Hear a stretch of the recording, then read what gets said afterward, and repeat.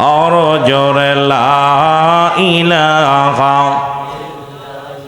ला ला इलाहा मुहम्मद सल्लल्लाहु अलैहि वसल्लम। ए दुनियार मुसलमान रब्बुल आलामीन रियाजुल জান্নাহ বেহেশতের বাগান, এই জান্নাতের বাগানে আসার মতো বসার মতো সুযোগ দান করল। এ সময় কত মানুষ জেলখানায়, কত মানুষ হাসপাতালে, কত মানুষ মৃত্যুশয্যায় সজ্জিত। রব্বুল আলামিন পৃথিবীর সবচেয়ে উত্তম জায়গা, রব্বুল আলামিনের ঘর, আল্লাহর ঘর মসজিদ, সামনে রিয়াজুল জান্নাহ বেহেশতের বাগান, এই বাগানে বসার মতো আসার মতো সুযোগ দান করল। উচ্চ কণ্ঠে আওয়াজ দিয়ে চিল্লায় বলেন আলহামদুলিল্লাহ। এ দুনিয়ার মুসলমান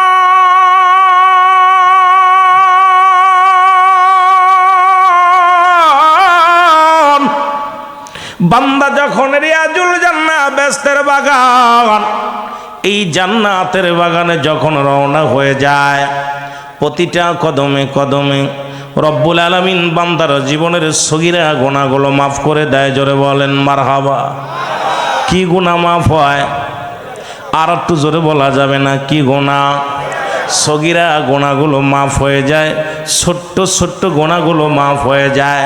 শুধু জান্নাতের বাগানে রওনা দেওয়ার কারণে আমরা শুধু সগীরা গুনাহ করি নাই, পদে পদে করছি কবিরা গুনাহ। এক নম্বরে নামাজ ছেড়ে দেয়া কবিরা গুনাহ, মিথ্যা বলা কবিরা গুনাহ, বেগানা নারীর সঙ্গে দেখা দেয়া কবিরা গুনাহ, বেগানা পুরুষের সঙ্গে দেখা দেয়া কবিরা গুনাহ। এখন এই আলোচনা যদি করি, আমার দেশের অনেক আলেম ধরা পড়ে যায়, অনেক আলেমের বিপদ হয়। কারণ যারা পানি পড়া তেল পড়া মুসলমান আজকে সমাজের মধ্যে অসংখ্য ওলামা একরাম ধরা পড়ে যায়।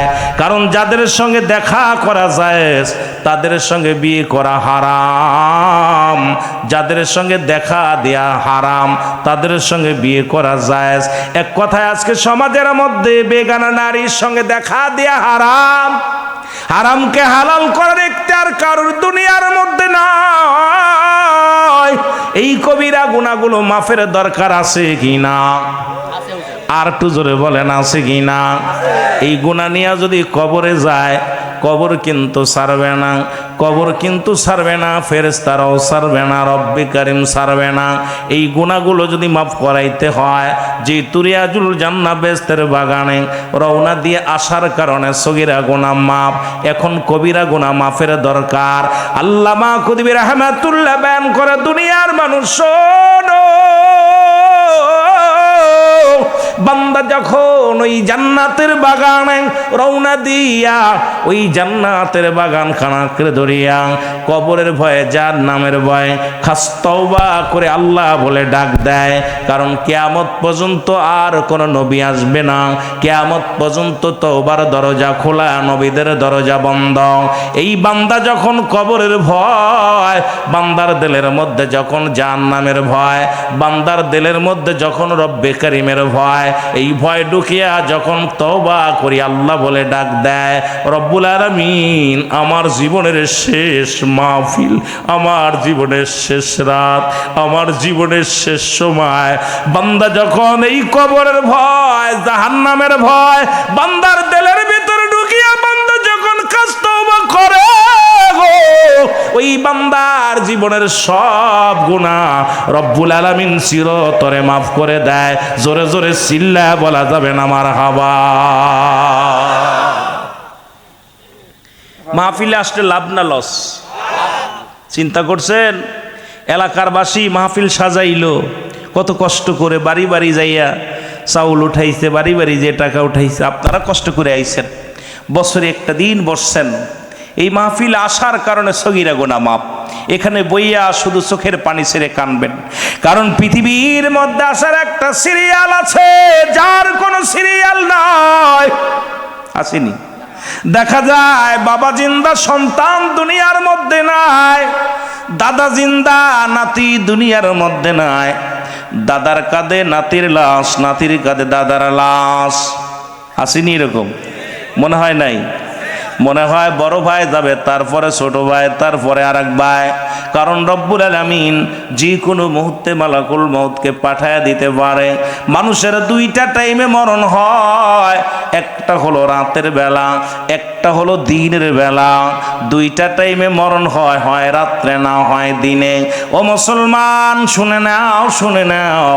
দিন শুরু করেছিলাম, মৃত্যুবরণ করি নাই। রাত শুরু করে এখন 10টা পার হয়ে গেছে, এখনো মৃত্যুবরণ করি নাই। আগামীকাল সূর্যোদয় হবে আপনার আমার জীবনে। কে কে গ্যারান্টি দিতে পারেন আগামী দিন বাঁচবো? কেউ নাই রে ভাই, কেউ নাই। এ দুনিয়ার মুসলমান শুনে নাও, একটা কথা খুব লক্ষ্য করে শোনো গো। এই দুইটা টাইমে মানুষের মরণ হয়, একটা হলো রাতের বেলা, একটা হলো দিনের বেলা। দিন শুরু করেছে আমার আল্লাহ নামাজ দেয়া, রাত শুরু করেছে আমার আল্লাহ নামাজ দেয়া। এক ওয়াক্ত নামাজ কাজা গেলে 80 খুতবা পরিমাণ জাহান্নাম, যার 1 খুতবা পরিমাণ হলো 2,88,00,000 বছর। এখন আমার আপনার জীবন থেকে কত নামাজ ছুটে গেল। রাত তো শুরু করেছে আমার আল্লাহ নামাজ দেয়া, দিনও শুরু করেছে আমার আল্লাহ নামাজ দেয়া। দিনের শুরু হলো বান্দা ফজর। নবী নবী বইলা পাগল হ, নবীর দুরুদ নিয়ে কত মারামারি হয়, মিলাদ নিয়ে মারামারি হয়। আরে আর মুসলমান শুধু ঠেলা ঠেলি আর মারামারি, আর কত না হট্টগোল। আজকে কিছু কথা বলে যায়, এখন নবীরে ভালোবাসো, দাড়ির মধ্যে ছুরি লাগাও। নবীরে ভালোবাসো, দুরুদ নিয়ে কত হট্টগোল লাগাও। নবীরে ভালোবাসো, নবীর জন্য জীবন দিতে চাও। ফজর 2 রাকাত সুন্নাত নামাজ তুমি আদায় করলা, তুমি হয়ে গেলা আমার নবীর প্রেমিক। এখন 2 রাকাত ফরজ নামাজ আদায় করলা, তুমি হয়ে গেলে আল্লাহর গোলাম।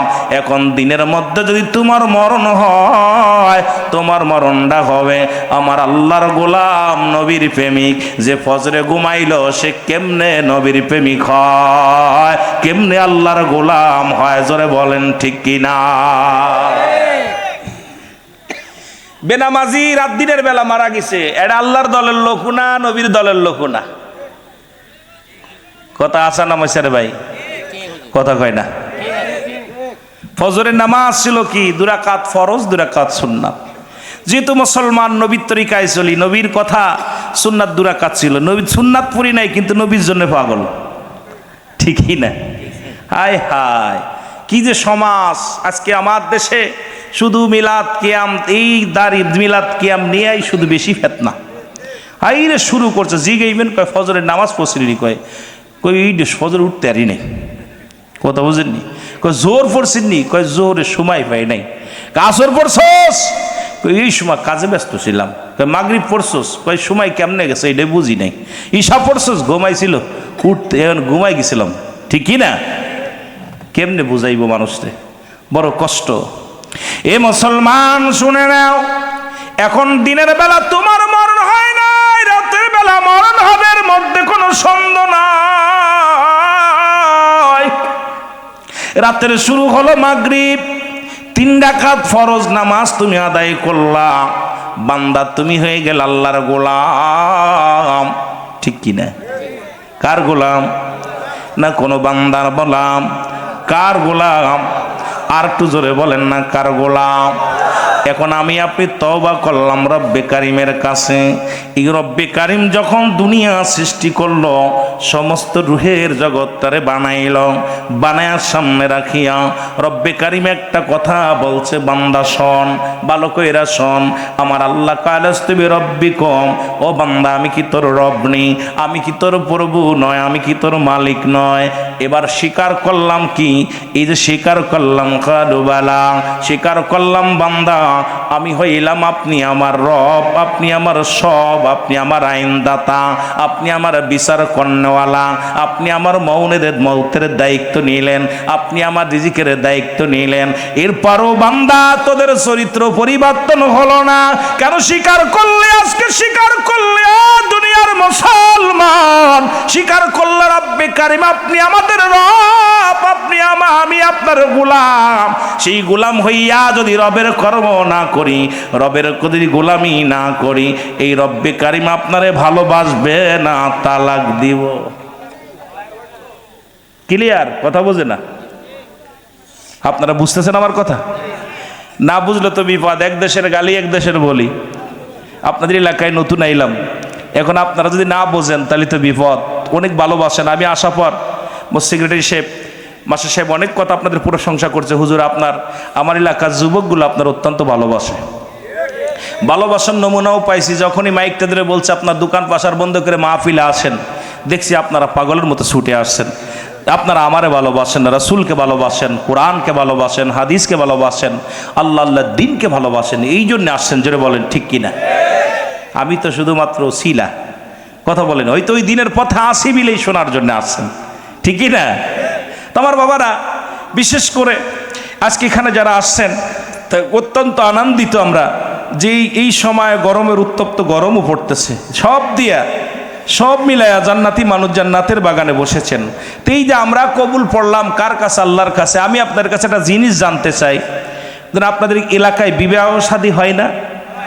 আমাদের ইমাম সাহেব হুজুর আপনাদের আমার অত্যন্ত খুশি লাগছে। দুই ভাই হাফেজ, দুই ভাই আলেম। আব্দুল হান্নান ভাই মসজিদের ইমাম, আব্দুল মান্নান ভাই উনি আলোচনা করলেন। দুই ভাই অত্যন্ত আনন্দিত, এক বাবার দুই সন্তান, দুইটা আলেম, বড় পাওয়া। কথা বলছেনি? তিনটা জিনিস কাজে লাগে। নাম্বার 1 নেক আমল, নাম্বার 2 আমার বাবার দান সৎকা, যেটা সৎকাই জারিয়া, নাম্বার 3 নেককার সন্তান। কিন্তু তার বাবা বড় ধন্য, দুইটা আলেম বানিয়েছেন আমার বাবারা। তো বিশেষ করে যে কথা বলতেছিলাম, সেই কথা হলো যে আপনারা এখানে যারা বসেছেন সকলে তো মহব্বত করে ভালোবেসে বসেছেন। এখন আপনাদের এলাকায় বিবাহ শাদী, অধিকাংশ বিবাহ শাদী ইমাম সাহেব পড়ায়। তো ইমাম সাহেব বলে অমুক গ্রাম নিবাসী, অমুকের মেয়ে, অমুকের লগে এত টাকা দেলমর, এত টাকা ওসিলবাদ, কবুল আসনি? কয় হা, ইয়েস।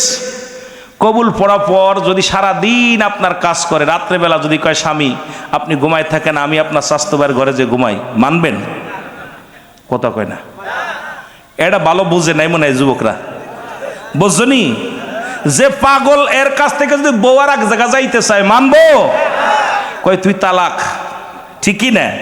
তা আমরা সবাই তো কবুল পড়লাম, রব্বে কারিম আপনি আমার রব, আপনার আইন মানি, আপনার বিচার মানি, আপনার হুকুম মানি, সব মানি। এরপরে খোদার আমরা আজকে কি করে 5 ওয়াক্ত সালাত নামাজ এইটা দিল, আজকে ফজর পড়ি না, জোহর পড়ি না, আসর মাজি না।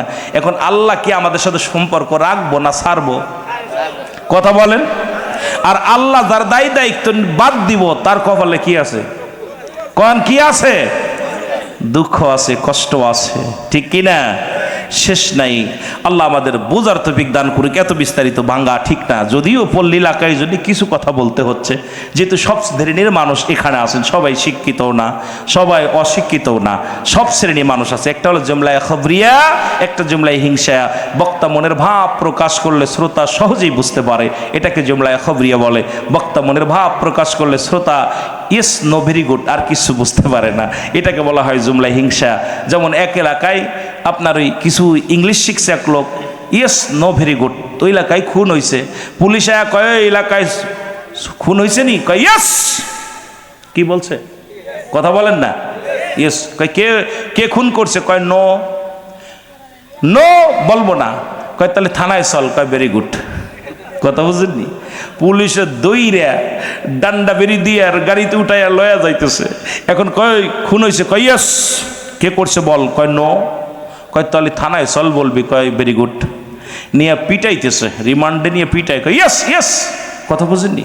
2-3 দিন পিটানি খায়া কয় স্যার গো আমার দোষ নাই, 3টা ইংরেজি শিখছি, এইটারই দোষ, বিপদে পড়ছি স্যার, আমারে মাফ করেন। আমি যদি আগে জানতাম যে ইংলিশ এই 3টা শিকার বিপদে এইরকম, জীবনও শিখতাম না। কথা বুঝেননি? তো এই জন্যে আমরা এই সমাজে বাস করি, সব শ্রেণী মানুষ বাস করি। এই জন্যই আমি সর্বজন নিয়ে কথা বলবো, যেন রব্বে করিম আমার জবান দিয়ে বলার তৌফিক দান করে, আপনারা যেন বুঝতে পারেন। সকলে বলুন আমিন। মদিনা যাইতে পারলাম না, মদিনা দেখতে পারলাম না, মদিনা যাইতে মদিনা।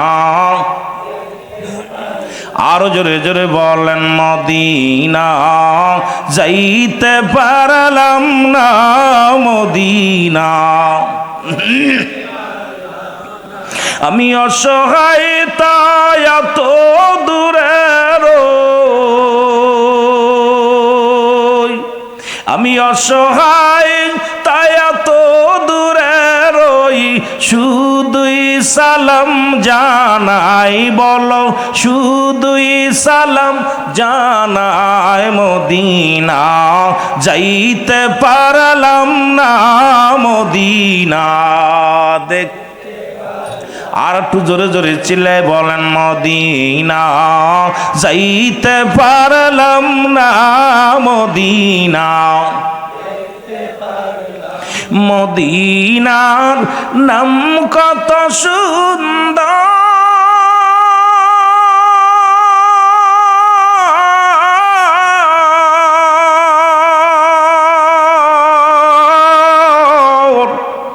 মদিনা কেরে সে অন্তর,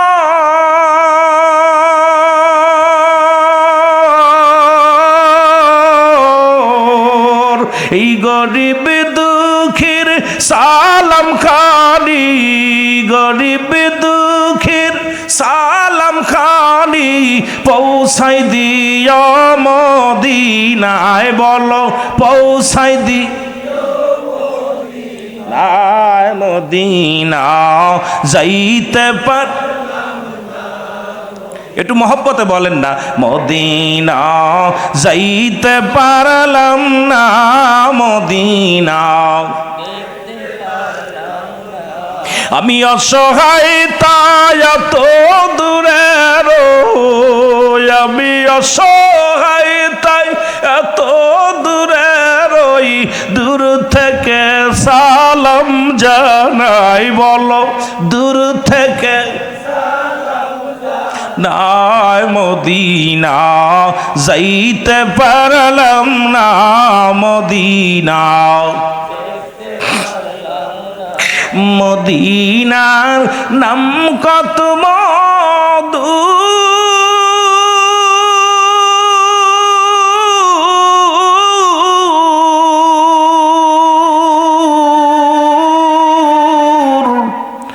মদিনা অরজে কত দূর,